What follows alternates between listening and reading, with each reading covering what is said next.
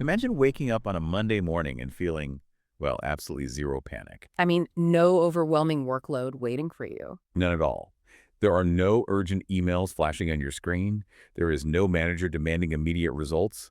You simply sit at your desk, you open your computer, and you look at a repetitive task, realizing you could complete your entire job for the week with like half your brain completely switched off. Initially, that sounds like the ultimate professional dream. It really does. Right. I mean, we are conditioned by modern culture to crave an easy job, but soon that dream transforms into something profoundly uncomfortable. And that discomfort arises because we fundamentally misunderstand human motivation. We assume, that reducing professional demands automatically increases human well-being. Which is just not true. It is not. The reality is far more complex. Being exhausted by a job is undoubtedly painful, but being completely untouched by a job, being left to wither in a state of professional irrelevance, can be equally damaging to the human psyche. And our mission in this deep dive is to explore that exact contradiction.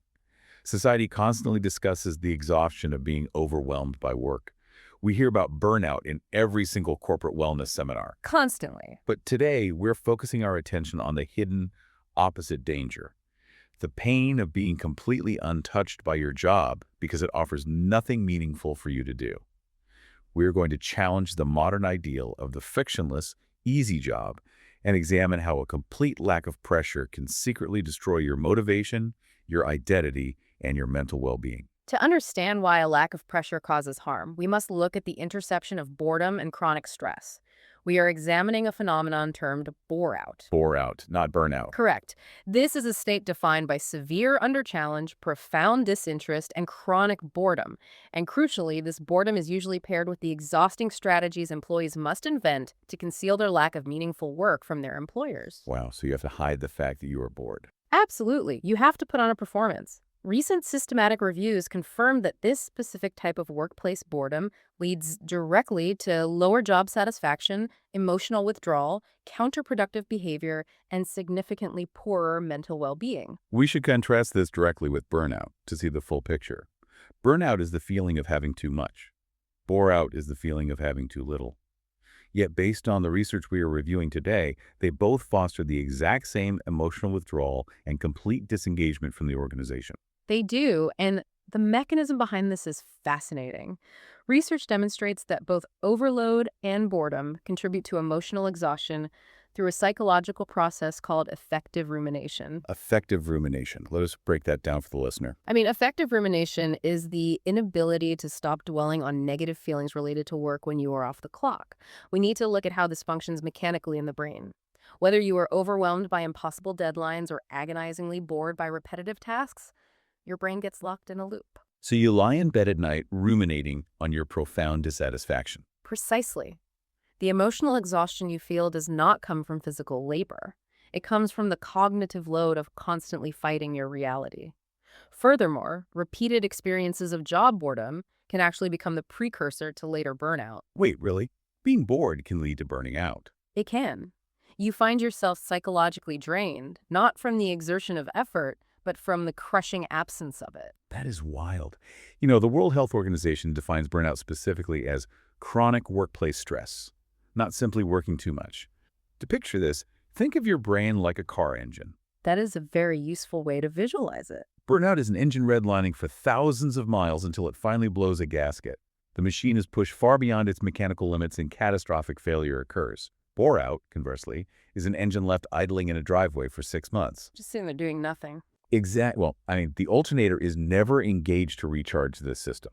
Eventually, the battery completely dies. The underlying causes are polar opposites, but the vehicle is completely immobilized either way. That analogy perfectly captures the mechanical failure of human motivation. Since the ultimate destination in both scenarios is a dead battery, we must explore exactly how a lack of stimulation drains the human mind. Because humans require appropriate stimulation to function optimally. We absolutely do. When a job requires almost none of an employee's intelligence, creativity, or accumulated experience, nothing hurts, but nothing grows. This void is not usually a personal failure. It is the structure of the work itself. Yes, it is created by the architecture of the job. We see it in roles constructed with low challenge demands and terrible person-job fit. The core problem elevates from a simple productivity issue to a fundamental crisis of human development. Consider the physical muscles in your body. If a muscle is immobilized in a cast and never challenged, it does not magically maintain its current strength just because it is resting. It adapts downward to match the lack of demand. It atrophies. So I have to ask, if psychological atrophy is a real mechanism, does that mean the ultimate modern fantasy making a fortune and retiring to a beach at 35 to do absolutely nothing might actually be a recipe for cognitive decline? It completely dismantles that fantasy. It reveals that comfort without purpose is highly corrosive. If your environment repeatedly signals that you do not need to learn, adapt, improve, or solve anything, your cognitive and emotional capacities begin to adapt downward. You literally lose the sensation that your intelligence has a purpose in the world. You do. We often treat the brain as a fragile machine that must be protected from excessive workload at all costs. We forget that the brain also requires resistance to thrive. It actively needs a problem to solve to maintain its structural integrity. If our brains actively crave resistance and punish us for underusing them, why is corporate culture so obsessed with making every process entirely frictionless? I mean, we need to examine how we find the correct level of difficulty and how modern technology is aggressively disrupting that balance. Well, finding the correct level of difficulty involves reaching an optimal relationship between challenge and skill, a state psychology refers to as flow. The flow state. Yes, this is a state of deep, effortless absorption in an activity. Imagine you are playing a game of tennis.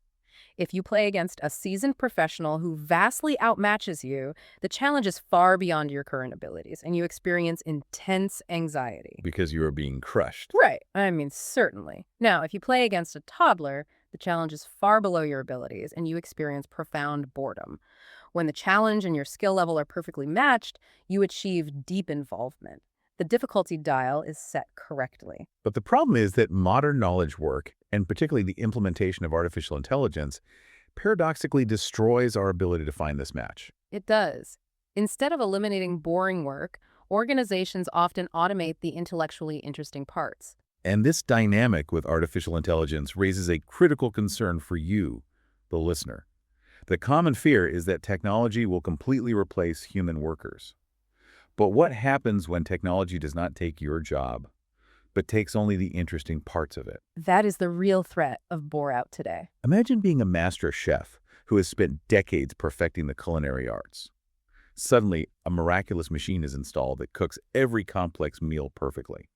The restaurant owner tells the chef they are keeping their employment and their salary, but their new role is exclusively to load the dishwasher and monitor the machine for error codes. That sounds absolutely soul-crushing. The chef maintains their employment, but they completely lose their craft. The chef loses the craft, the autonomy, and the complex decision-making that provided deep meaning to their life. Organizations frequently automate the intellectually interesting parts of a process, the nuanced judgment, the creative problem-solving, the strategic planning, and leave humans with the repetitive, administrative leftovers. So highly skilled employees are reduced to monitoring digital dashboards and handling minor software exceptions. We face a future where people remain technically employed, receiving a paycheck, but are entirely disconnected from the expertise that once required their unique human capabilities. And this hollowing out of meaningful work leads to a secondary crisis that spirals into a toxic culture. There is a deep, unspoken shame associated with having nothing to do at work. Very much so. This shame creates an elaborate workplace theater that eventually spills over and corrupts your personal life. The cultural shame surrounding idleness is profound. We operate in a society where exhaustion is routinely interpreted as heroism and unwavering commitment. Being overwhelmed looks valuable to management. It does. Having no work, on the other hand, is viewed with intense suspicion and viewed as a character flaw. Employees are absolutely terrified to inform management that they have nothing meaningful to do. Because they fear they will be labeled redundant and fired. Exactly, while consequently they develop elaborate strategies to conceal their boredom. They participate in a bizarre workplace theater where they become highly skilled at pretending to be busy. What does that look like in practice? They schedule emails to send at odd hours, they move their computer mice to keep their communication status active, and they stretch 10 minutes of actual labor into an 8-hour performance. They master the art of performing work without actually experiencing work. The cognitive load of maintaining that deception every single day must be exhausting on its own. And this lack of stimulation at work drives a dangerous need for overstimulation at home. The transition from the office to the home becomes very jarring. You finish a completely boring, under-challenging day feeling entirely drained. You turn to your phone, which acts as an endless dopamine vending machine. You are left in a state of being simultaneously under-challenged at work and overstimulated everywhere else. I mean, please explain the mechanics of why a boring day makes us crave digital junk food. The mechanism centers on the brain's reward system. When you accomplish a meaningful task, your brain releases dopamine. It is a biological reward for solving a problem. When your job lacks novelty and challenge, your brain is starved of this intrinsic reward. So by the time you clock out, your attention is desperately searching for any cheap substitute. It is starving for it. You spend 8 hours in an environment that heavily underuses your mind, followed by 4 hours consuming fragmented digital content specifically engineered by algorithms to overstimulate it. That sounds like a recipe for a breakdown. This cycle leaves individuals deeply, chronically exhausted. The fatigue does not come from physical exertion. It comes from the massive, jarring contrast between professional apathy and digital hyperstimulation. Your nervous system is constantly swinging between a coma and a panic attack. And standard productivity advice completely fails in this scenario. Optimizing a morning routine, trying the Pomodoro technique, or downloading a better to-do list cannot solve a fundamental deficit of meaning. Those tools are useless when the problem is bore out. Efficiency is not the same thing as usefulness. When you are suffering from bore-out, making yourself more efficient just means you finish your useless tasks faster, leaving you with even more empty time to fill with workplace theater. Which just compounds the exhaustion. How does this realization trap ambitious individuals whose core identity is intrinsically tied to their professional potential? It creates a severe psychological tension. For ambitious individuals, work is not merely an economic transaction. It is a direct reflection of their potential and their identity. When they are placed in an environment that requires absolutely nothing from them, the person they are striving to become has nowhere to go. They are all dressed up with nowhere to go. They find themselves objectively successful but subjectively stagnant. They might have a highly respected job title and a very stable income, yet they feel completely trapped in a gilded cage. They realize that productivity tools only help them become more efficient at performing a job that is systematically suffocating their potential. And the realization that their capabilities are rotting away while they collect a paycheck creates a profound existential crisis. Since productivity hacks fail to cure bore-out, the solution demands a fundamental shift in how professionals evaluate their jobs and, critically, how organizations measure value. We must introduce the concept of the qualitative salary. A job pays you in financial currency, certainly.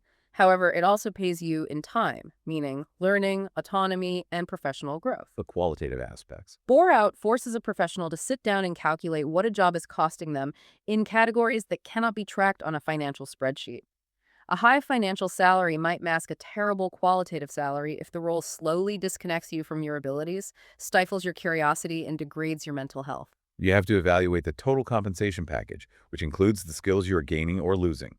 We must crucially distinguish between rest and understimulation. Those two are often confused. They might look similar from the outside, but internally, they are completely different states. Rest is chosen, it is restorative, and it gives energy back to you. Understimulation is imposed.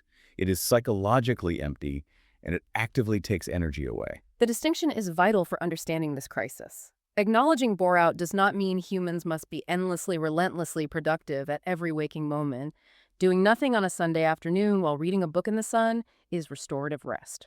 But sitting at a corporate desk for 40 hours a week with nothing meaningful to contribute, pretending to look at spreadsheets, is imposed emptiness. Many workers misinterpret the immense fatigue of Boreout as a need for more sleep, when what they actually require is more engagement. Organizations fail to see this because they possess a massive blind spot regarding how they measure work and human energy. Because organizations consistently measure activity rather than meaningful contribution. They track emails sent, hours logged online, and meetings attended as proxies for value. They inadvertently reward employees for generating evidence of work rather than solving actual business problems. So if organizations are stuck in this outdated measurement model, how can you shift your own focus toward finding the zone of meaningful engagement, where your skills are simultaneously utilized and developed? Organizations must eventually stop asking how busy their people are and start asking if their people are challenged by problems actually worth solving. For the individual, Finding the zone of meaningful engagement means actively seeking the territory between anxiety and apathy. So you have to navigate between being overwhelmed and being completely bored. It means finding work where the challenge is sufficient, where you possess genuine autonomy to make decisions, and where your effort produces tangible, immediate feedback. You must learn to interpret your own boredom as a diagnostic tool. Like a dashboard warning light. Yes. Do not simply accept it as a normal part of adulthood, and certainly do not feel ashamed of it. Analyze it. Ask yourself if the boredom stems from a lack of autonomy, a mismatch of your skills, or a fundamental lack of meaning in the outcome of your work. And once you identify the specific deficit, you can begin to restructure your responsibilities or, if necessary, seek an environment that pays a higher qualitative salary.